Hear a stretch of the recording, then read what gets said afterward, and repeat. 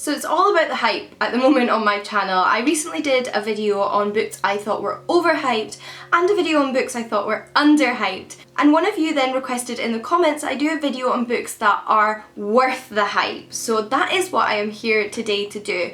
I wasn't quite sure how to narrow down books that were hyped for worth the hype. So I used the Goodreads method, and all of the books on this list have over 1,000 ratings on Goodreads, and I personally have heard lots of praise for them, whether because they're a classic or just because they were incredibly popular when they came out in the past few years. So hopefully this will give you my opinion on some books that you've perhaps seen around everywhere and not been sure whether they are worth the hype or not. I will briefly mention though that there are a few books that would have technically made it into this list but are in my top 10 favourite books of all time, like Sherlock Holmes and The Hitchhiker's Guide to the Galaxy, and I didn't really feel like I needed to voice my love for them in this video particularly because it would be of no surprise to you. So if you're interested in my top 10 favourite books of all time, you can check out that video, and I'm also not including Harry Potter because do you really need me to tell you it's worth the hype? No. So without further ado, let's get into the books I have got on my list. First up is I Know Why the Caged Bird Sings by Maya Angelou. This is a non-fiction autobiography, the first in a series of autobiographies by Maya Angelou telling the story of her life. This first volume, which is the most famous and actually shares the title with a poem that Maya Angelou wrote, covers her early years. It covers her childhood into her late teens. It depicts her experience growing up as a young black woman in the United States of America. The book itself was published in 1969 and it is harrowing because Maya Angelou went through some harrowing things in her life. It deals with sexual abuse, it deals with racism, it deals with her relationship and access to education, the way other people treated her as a woman and a black woman, and finding her own identity amidst this all. However, throughout it, there is a hopefulness. I don't know if hopefulness is the right word, but it's not a bleak book, that's how I would describe it. It's not a bleak book. There's a real strength in the narrator, in Maya Angelou, and it's all about freedom. And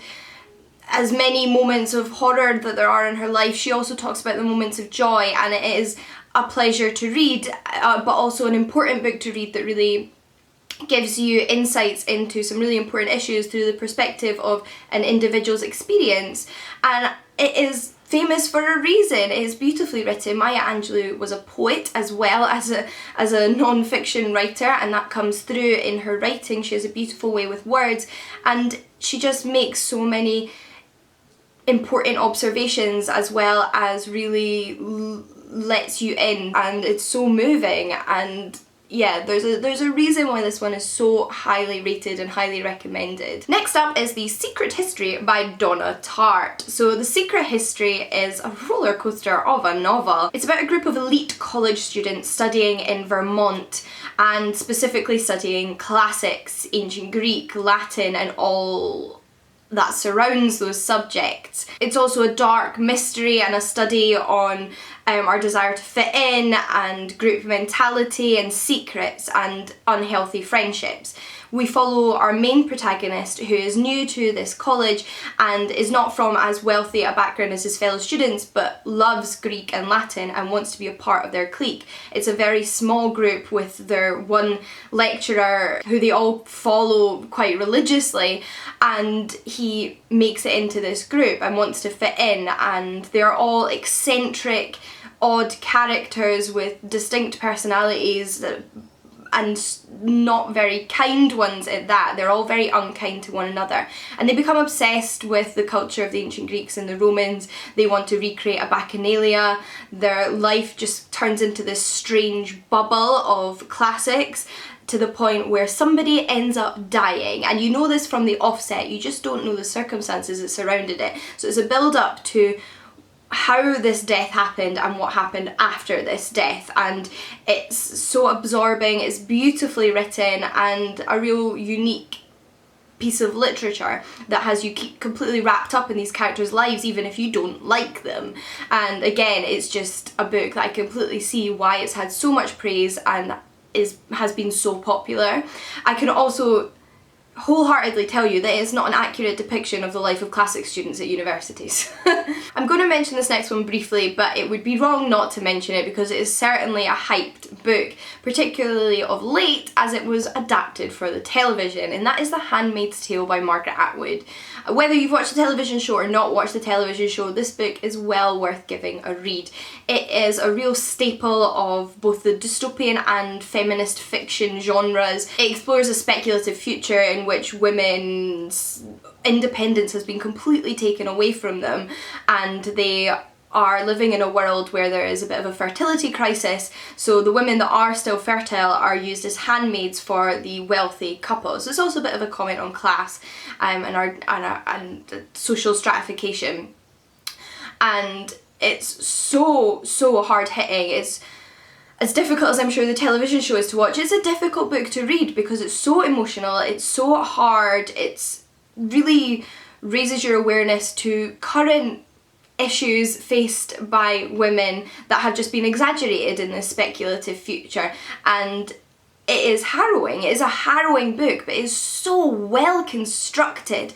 Our protagonist is such a wonderful character to follow because she's very much just a cog in this system. She is one of the handmaids and she serves this wealthy couple and is trying to bear them a child. The presumption in this world is very much that the fertility relies entirely on women as opposed to men, so she is dependent on her getting pregnant. And at the same time, she's not sitting there plotting revolution, she is just trying to survive, and she kind of gets exposed to different aspects of the society and her awareness is gradually raised to what happened. It's also quite a new society in that her first few years, although she lived in a world that was starting to unravel, she was not a handmaid. She was a seemingly ordinary woman in a relationship with a child, and it's about how quickly all of that can turn on its head and suddenly there is this extreme out in the open oppression of an entire group. And it's just wonderful. There's a reason again that it is so hyped, and I completely think that it is worth all of that hype. I wasn't sure myself before I read it, but I can wholeheartedly say it is an excellent piece of literature. So look at a classic, because are not the classics the definition of hyped literature? One classic that I'm sure you've all heard of but perhaps have been putting off reading is Jane Eyre by Charlotte Bronte, because I myself did not get around to reading this until I was about 21, and I ended up adoring this story. It took some friends just really enforcing upon me how much they loved it to get me to pick it up, and I'm so glad that I did. It does start off slowly, just as a warning to those of you about to go into it, and I think it's necessary to power through that first little bit where Jane Eyre is a child, because once you do, and that does set you up for Jane Eyre's background, it's an important part of the story, but once you get past that part you can't put it down, or at least I couldn't put it down. I completely fell in love.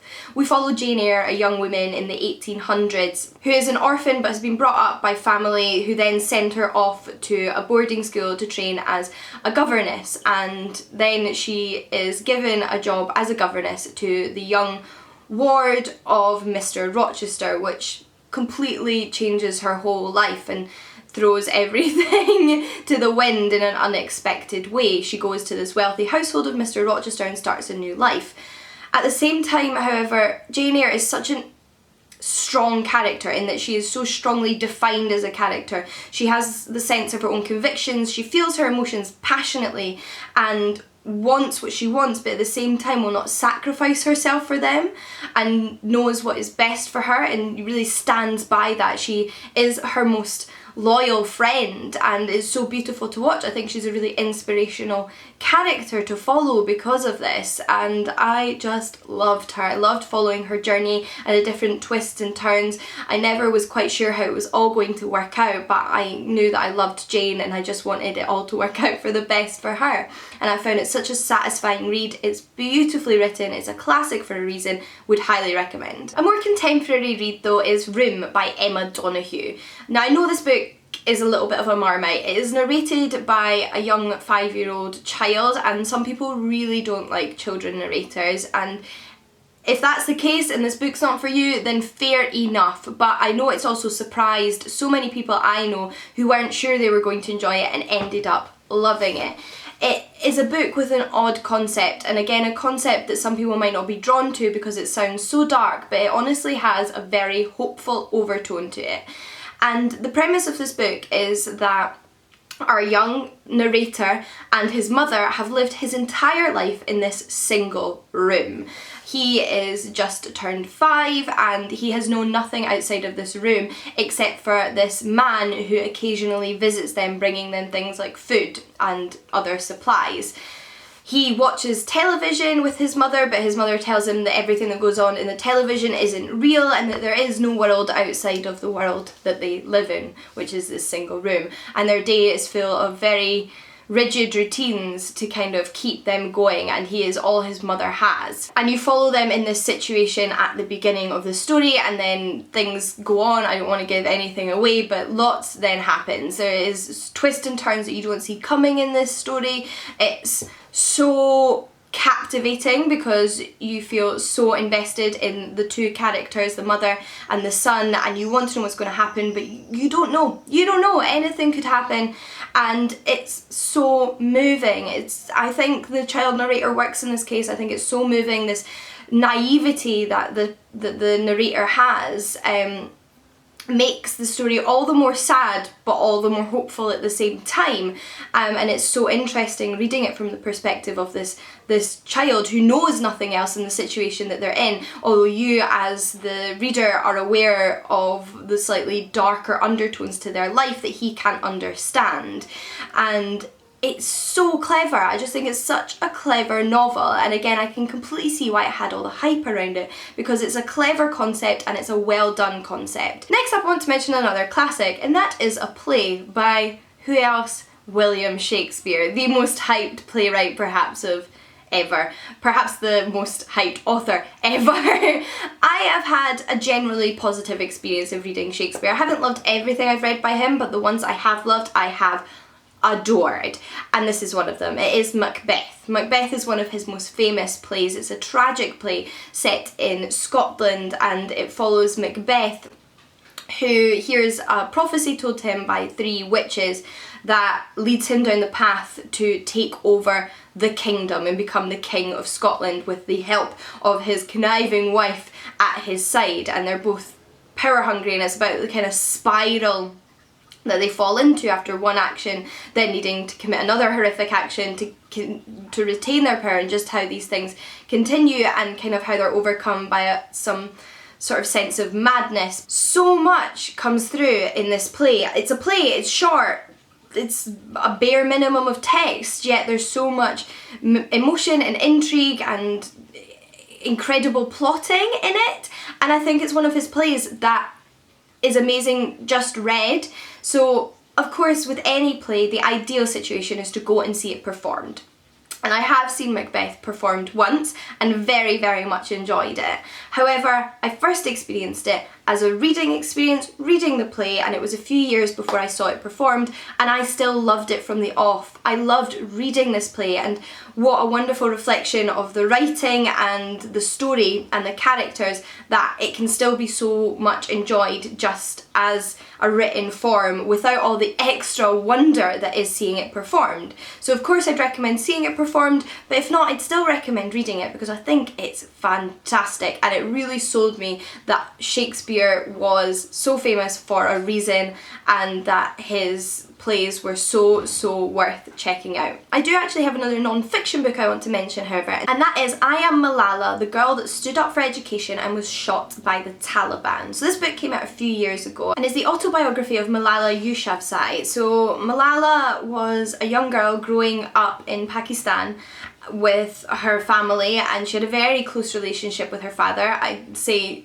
she doesn't live in Pakistan anymore, but she now lives in the United Kingdom and has done wonderful things promoting education and women's education and equality ever since what happened to her, which is somewhat given away by the title, but essentially the Taliban take over Pakistan and women are no longer allowed access to education. As a young girl, she can't go to school. Her father, however, is a teacher and feels the education of women is very important, and he too, along with Malala, stands up to the Taliban, and he raises his daughter to feel as passionate about education as he does and the rights of women as he does, and she very much follows in his footsteps and takes it even further, and it's beautiful, her story. But it does eventually lead to her being shot by the Taliban. However, she does survive and is able to leave Pakistan. In her story, we follow her growing up from a child in Pakistan, her childhood, all of the joys, but also how things change and how she is treated as a woman in Pakistan by the Taliban's rule, her family's experience, and just expresses to you how important women's rights are across the globe, how important access to education is, and it's so wonderful. She is such an inspiring figure. Honestly, if you need somebody inspirational in your life, look to Malala, read her book.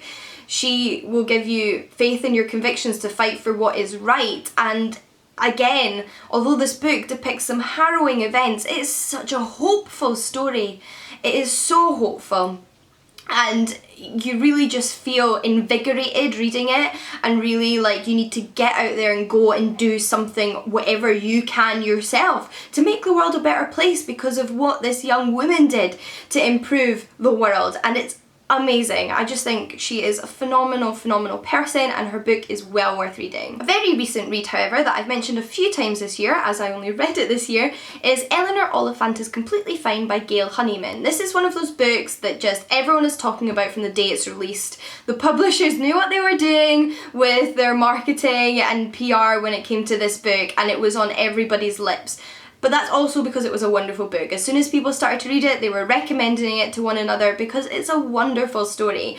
Again, I know not everybody loves it, but I truly did, and more than I was even expecting to, which was so wonderful because I might not have picked it up if it wasn't for all the hype that made me want to check it out, whereas it might not have been a book I would have picked up of my own accord otherwise. So thank you to the hype for that one. In this story, we follow Eleanor Oliphant, who is a young woman with a dark past, now living in Glasgow, where she has lived since she was mid-childhood, and she went to school here, she went to university there, and now she works there, and she has a very routine life. Lives a very insular life. She does not have any friends. She occasionally talks to her mother on the telephone. She does the same thing every day at work. She does the same thing every weekend in her flat, and just continues on with this routine. But it's how her life is changed when her and a co-worker who are leaving their place of work come across a man having a heart attack in the street and pretty much save his life. They then become bigger parts of one another's lives. They become a part of this man's life, his family's life, and it's about the importance of friendship, the importance of small actions, how small changes can have greater effect, and it's just about how gradually Eleanor's life changes. It's about how she learns about her past, how she's able to reflect on her past and what happened to her and comes to terms with it and seek out help, all through friendship, how that can really just open one's eyes, make one's world so much wider and more wonderful, and it's such a wonderful journey to follow. Eleanor is an odd character, and at first you're not sure if you're going to be able to like her because she just seems so strange, but as the story unfolds, she is so endearing. I felt so endeared to her as a character and so invested in her life, and I think this one is well worth all of the hype it has received, and I hope it continues to garner many readers in the future. But that's everything I wanted to mention in this video. Without a doubt I could do another one of these videos if you'd be interested in them, finding out my opinion on a pile of hyped books and whether I think they're worth it. These I do think are worth it. These are books I think are worth the hype, and if you haven't checked out yet, I would encourage you to give them a shot even if you've been a little bit apprehensive. I do hope you have enjoyed this video. I would love to know what books you think are worth the hype in the comments down below, and until next time, happy reading. I'll see you all again soon. Bye!